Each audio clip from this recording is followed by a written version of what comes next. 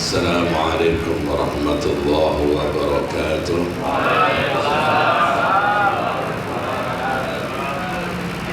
Alhamdulillah alladzi an'ama alaina bi ni'matil iman wal islam. Allahumma salli wa sallim ala sayyidi wa habibi wa tabibi qalbi wa ruhi wa jasadi Sayyidi Rasulillah Muhammad ibn Abdullah as-Sadiqil Amin wa ala alihi wa sahbihi ajma'in, amma ba'du. Yang saya hormati sahibul bait Bapak Haji Zamri sekeluarga, demikian juga yang saya hormati seluruh pengurus Nahdlatul Ulama, baik dari tingkat BC, MWC, Ranting yang hadir pada malam hari ini, Ibnu, IBPNU semua, para banom, dan yang terutama yang punya gawean kajian kitab pada malam hari ini adalah Lembaga Dakwah Nahdlatul Ulama yang saya hormati Ketua LDNU dan seluruh jajarannya.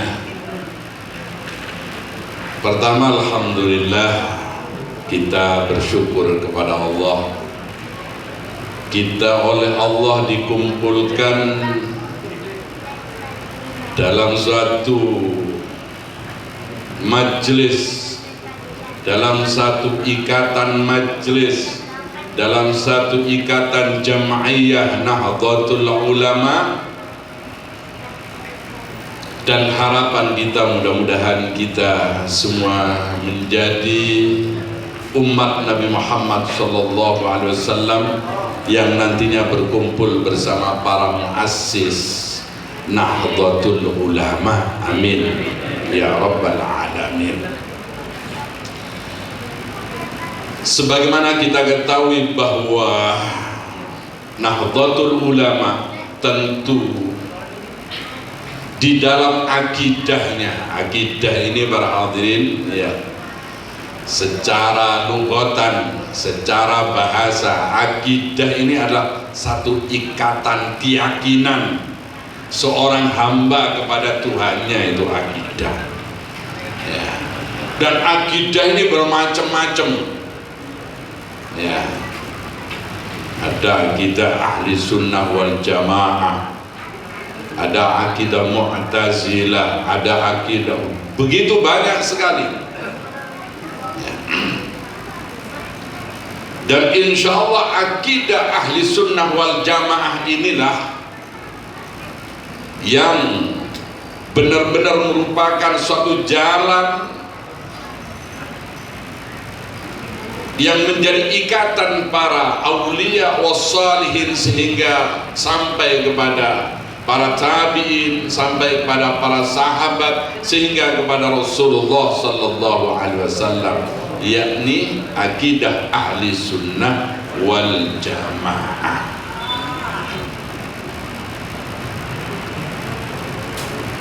Tentu apa yang dimaksud dengan akidah ahli sunnah wal jamaah? Apalagi sekarang begitu banyak bermacam-macam akidah ya, manhaj yang modern sekarang tuh Wahabi ya. Itu manhaj Wahabi ini sangat berbeda dengan akidah ahli sunnah wal jamaah.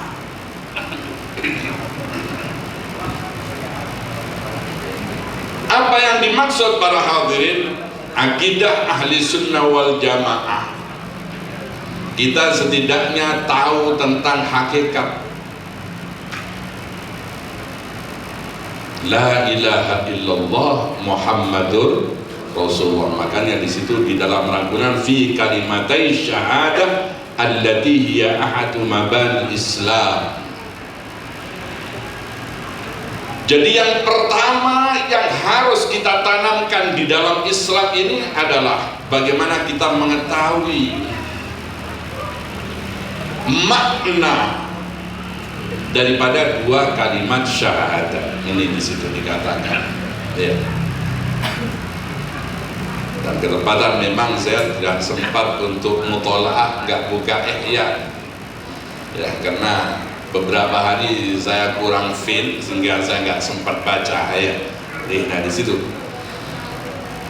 Jadi dua kalimat syahadat di dalam akidah ahli sunnah wal jamaah ini, para hadirin, ini sebetulnya sebagai rincian dari sifat-sifat Allah, ya. Sifat yang wajib bagi Allah, sifat yang muhal bagi Allah, yang wajib bagi Rasul, yang muhal bagi Rasul, yang jaiz dan lain sebagainya, yang terkumpul dalam akidah yang dikenal dengan aqaid, akidah 50. Ini dikumpulkan di dalam kalimat la ilaha illallah Muhammadur Rasulullah.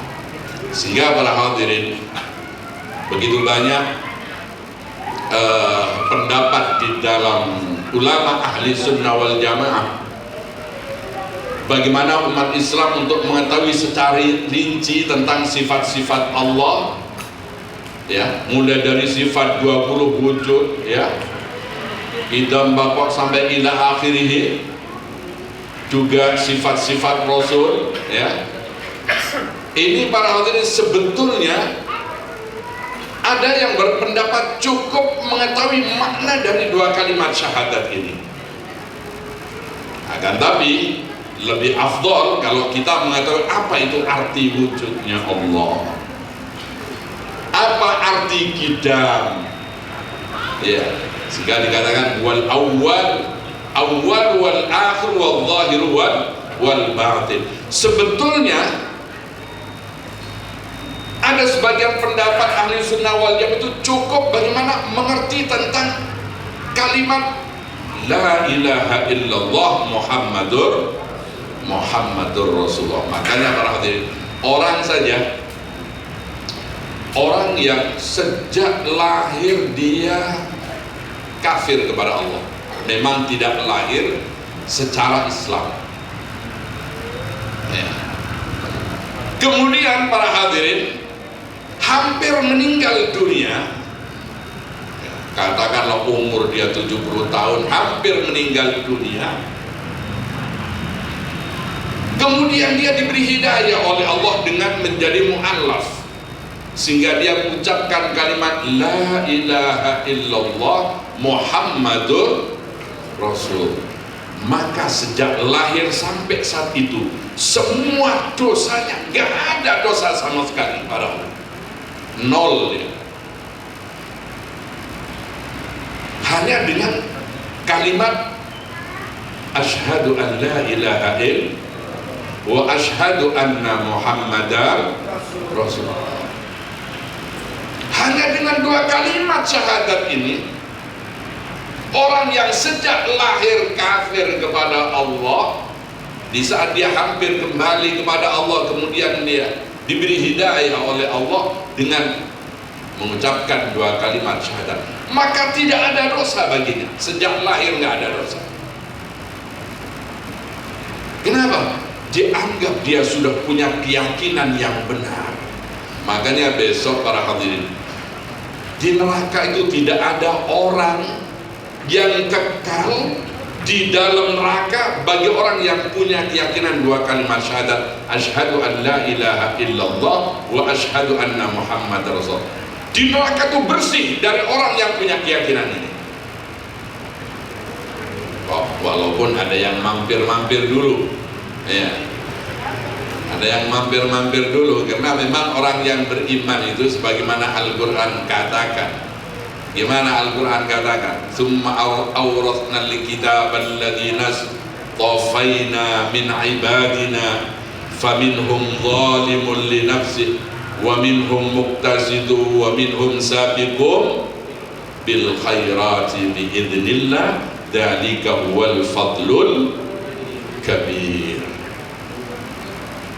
Apa kata Allah? Summa awrathna, kemudian aku wariskan. Aku wariskan kata Allah Alkitab, yakni Al-Quran, kitab. Alladzina astafaina min ibadina, kepada hamba-hamba yang aku pilih. Jadi orang yang diberi hidayah ini orang yang dipilih oleh Allah, ya. Orang yang dipilih oleh Allah. Kalau nggak dipilih, kita nggak dikasih hidayah sama Allah. Jadi orang yang dipilih oleh Allah, yang diberi kitab, yang diberi Al-Quran. Faminhum zalimun li nafsih. Ada dia muslim, dia berpegang dengan Al-Quran tapi zalim li nafsih. Artinya zalim li nafsih ini Pak, dia lalai dari segala perintahnya Allah. Ini zalim. Jadi ada 3 tingkatan hamba Allah yang diberi oleh Allah hidayah dengan Al-Quran. Ada 3 tingkatan. Yang pertama, tingkatan ini terendah adalah zalim di nafsi. Wa minhum muqtasid. Ada tingkatan yang kedua itu muqtasid. Muqtasid ini apa? Muqtasid ini ada kalanya dia ibadah, ada kalanya dia bermaksiat. Ini muqtasid, ya. Antara ibadah dan maksiatnya nih bisa sama ini Pak. Jadi muqtasid namanya. Jadi ya banyak maksiat juga banyak ibadah. Tapi ada yang tingkatan terhebat ini, wa minhum sabiqum bil khairat, ya. Tingkatan yang paling hebat itu adalah orang yang selalu mementingkan kebaikan. Jadi orang yang senantiasa dekat dengan Allah Subhanahu wa taala, orang-orang istimewa, para masyayikh, para kiai, para alim ulama, kan gitu. Jadi ini tingkatan di dalam orang yang diberi hidayah oleh Allah Subhanahu wa taala. Makanya orang yang diberi hidayah ini oleh Allah, ada orang yang nantinya para hadirin di akhirat ini datang dengan semua begitu banyak dosanya, kemudian oleh Allah ampuni. Ada orang itu yang datang kepada Allah dengan perbuatan maksiatnya, diampuni oleh Allah. Ada orang yang sabiqum bil khairat, orang yang istimewa tanpa ada proses hisab. Ini ada orang yang tanpa ada proses hisab. Bahkan umat Nabi Muhammad yang tanpa hisab ini Pak, tanpa ditanyakan tentang apapun yang dilakukan. Ini ada 1/3 umat Nabi Muhammad sejak lahirnya Islam sampai ila yaumil qiyamah. Sulusu yadkhulunal jannah bighairi hisab. 1/3 umat Nabi Muhammad masuk surga tanpa hisab. Insya Allah termasuk kita ini, amin ya rabbal. Jadi para hadirin, maka kenapa kita ini disuruh sholat? Kalau kita dengar di dalam beberapa hadis, siapapun yang sholat, kata Rasulullah, tahukah kalian bagaimana kalau Anda punya rumah kemudian di depannya ada kolam renang, ada sungai yang mengalir, kemudian kau mandi 1 hari 5 kali. Kata sahabat, ya Rasul, maka tidak ada kotoran di tubuhnya. Demikian kalau sholat. Kenapa? Ada asyhadu an la ilaha illallah wa asyhadu anna muhammadar rasulullah. Jadi kalau dosa kita kepada Allah, misalnya para hadirin, kita lakukan habis isya berbuat dosa, kemudian kita sholat subuh, dosa malam itu sudah diampuni oleh Allah. Tidak ada dosa. Habis pagi kita barangkali berbuat dosa, kemudian ada sholat zuhur, maka antara pagi sampai zuhur sudah diampuni oleh Allah. Kenapa? Kita asyhadu an la ilaha illallah. Itulah asyhadu an la ilaha illallah. Di dalam makna kalimatut tauhid, ya.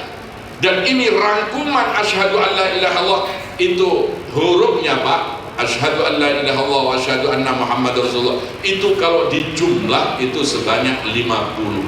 sama dengan aqaid 50 artinya 40 sifatnya Allah yang wajib, 50 sifat apa itu 20 sifatnya Allah yang mohal kan begitu. Kemudian yang jaiz ya kan.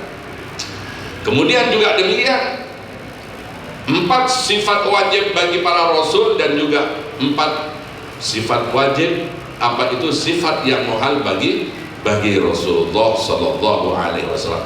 Jadi dan juga sifat jaiznya Nabi Muhammad SAW, sehingga jumlahnya semua itu terkumpul dalam kalimat asyhadu an la ilaha illallah wa asyhadu anna muhammadar rasulullah. Maka harapan kita mudah-mudahan kita tidak disesatkan oleh Allah Subhanahu wa taala di dalam kehidupan ini, sehingga kita mendapatkan ridha daripada Allah Subhanahu wa taala. Amin ya rabbal alamin. Saya kira untuk selanjutnya biar langsung dipandu oleh Ketua LDNU dengan nanti bisa ini oleh Ustaz Muhammad Endang Jailani. Demikian apa yang dapat saya sampaikan tentang akidah ahli sunnah wal jamaah. Wallahu muwaffiq ila aqwamit thoriq. Assalamualaikum warahmatullahi wabarakatuh. Waalaikumsalam warahmatullahi wabarakatuh.